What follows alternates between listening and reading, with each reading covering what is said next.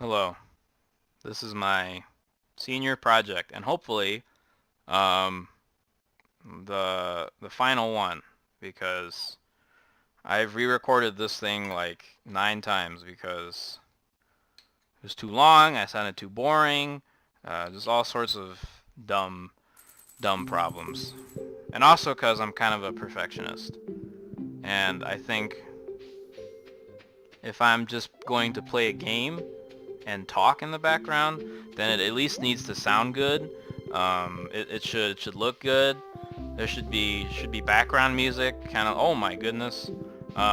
See, this here was another problem. I thought it would be a good idea to pick all this stuff up in one of my last recordings. That's why all this stuff is new here. But when you harvest something, it makes a noise.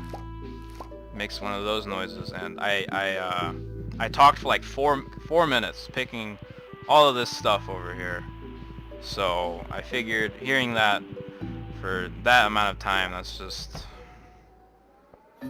See, because this is fine. This won't be annoying, but giant loads like that, I figured would not be a good idea. So I'll get started now.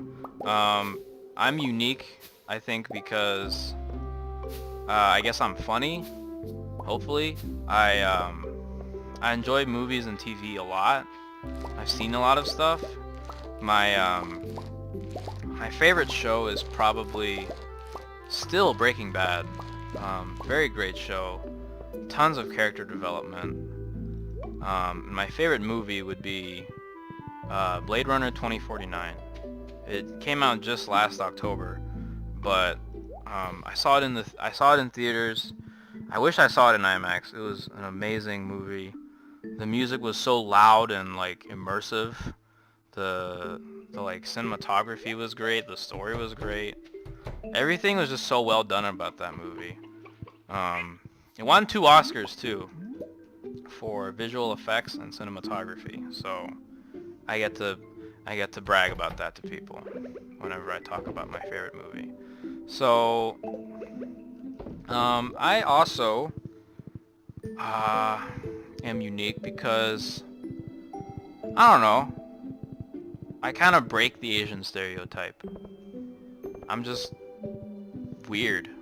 Just weird Asian, you know. Um,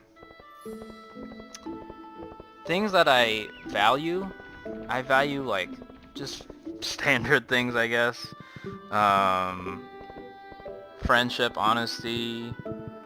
I like learning, but I don't really like school sometimes. This is a problem I have.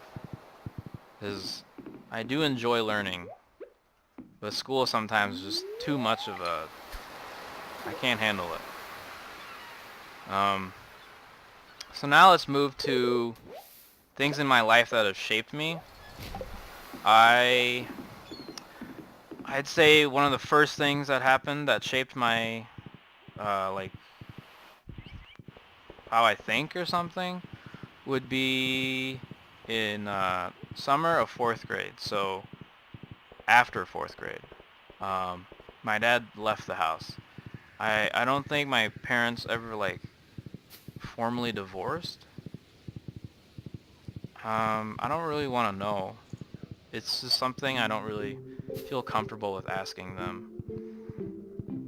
So I don't know if they're officially divorced or not. I think they are, but I can't be for sure. And that shaped me because I didn't really know much about like divorce and stuff back then. And now with this like that huge stat that like about half of like marriages end in like divorce and stuff. All of this like my imagination just went wild, and when you're like 10, it can run pretty wild, and you can think some pretty like outlandish things that hopefully never happen.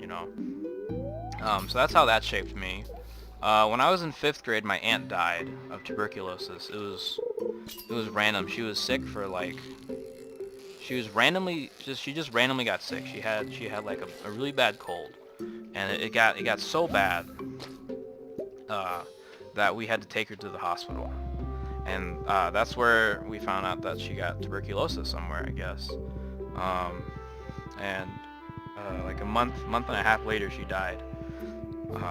I wasn't that close to her. So I I don't feel like horribly sad about it, but it still shaped me because, you know, like about a year ago, I was just thinking about like a parent like leaving, and even though he's still in my life now, I couldn't handle that. And now thinking about death, ironically, as I pass a graveyard, thinking about death, it was just another weird thing to add to how I was when I was that age. And so I guess that's another way of how it shaped me. I don't know if it shaped me in a good or bad way. Hopefully good, but I guess I had a small lesson that, you know, morality can like, or not morality, mortality can just, you know, hit anybody. It doesn't care, you know. And even though my aunt was a believer and she's in heaven, it's still hard to think about sometimes. And it was definitely much harder for my mom because, you know, it's her sister. They grew up together. And it wasn't even near time for her to go. She was like 44 or something. I don't remember. It's been years now, so I don't fully remember. But it was not like, it was not something that we expected. Is pretty. That's what I'll say. Another experience was my first crush, and as a follow-up, my second crush, which were respectfully 6th and 7th grade. I had huge crushes on these two girls. Not at the same time. Like, each year there was one girl. And I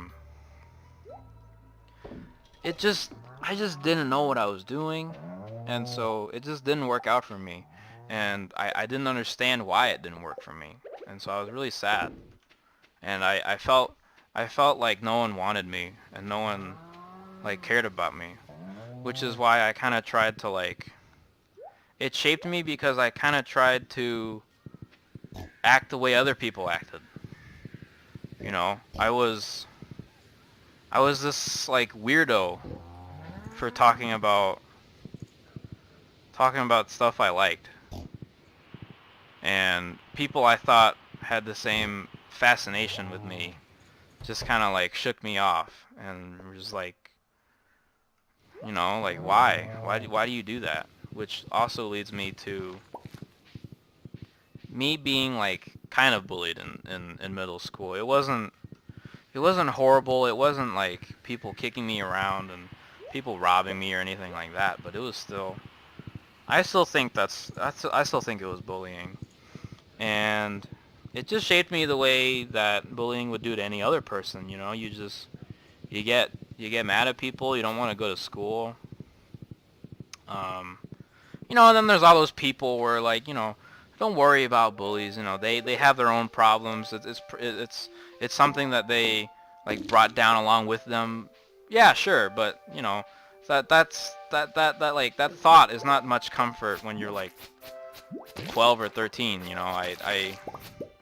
I didn't see the full big picture there.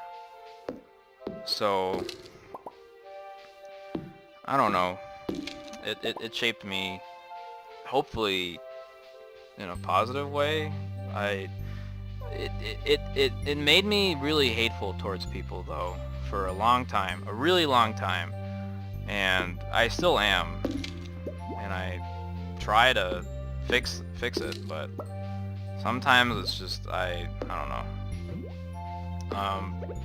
Gosh, stop these things.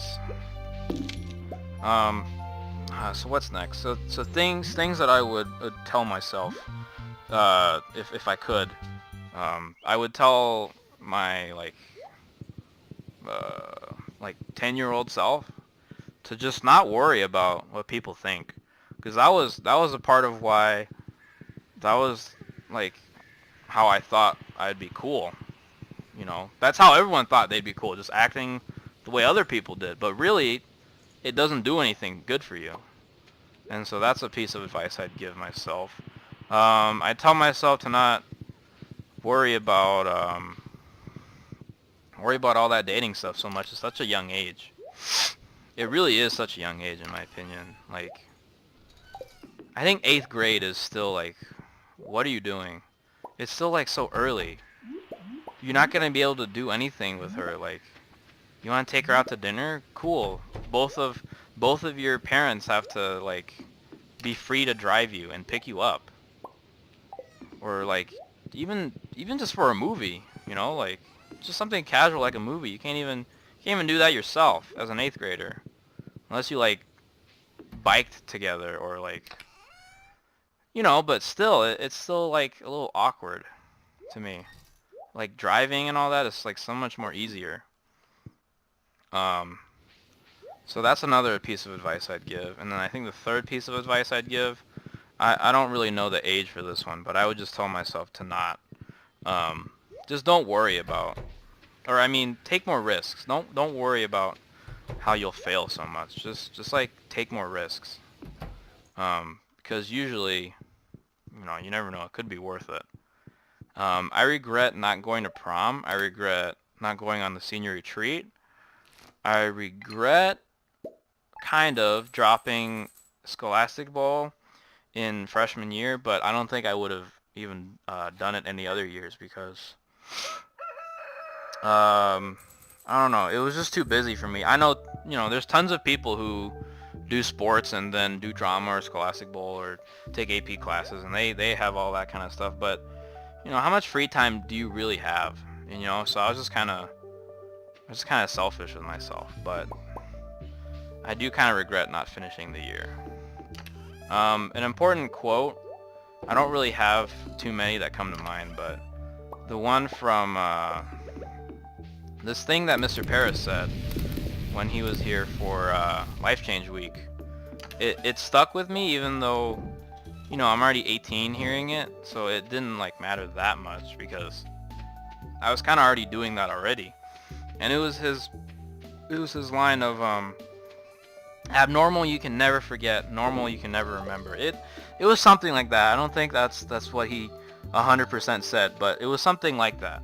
And I thought that was, I don't know, it just kind of strengthened my, like, yeah, it was a good thing to, you know, kind of stop acting like other people, because I had that like reinforced. I had that thought like reinforced in my head when Mr. Paris said that. And I do respect him a lot. And even though Mr. Sturkin is great, I wish Mr. Paris, like, you know, like just never left. But I guess Mr. Sturkin is here, but now that he's leaving, I don't know what to think anymore. Should Mr. Paris have stayed here forever? I don't know. At least, you know, I don't know. At least we have a class with him. That's it pretty much. That's all I have to say for my senior closer. Thank you.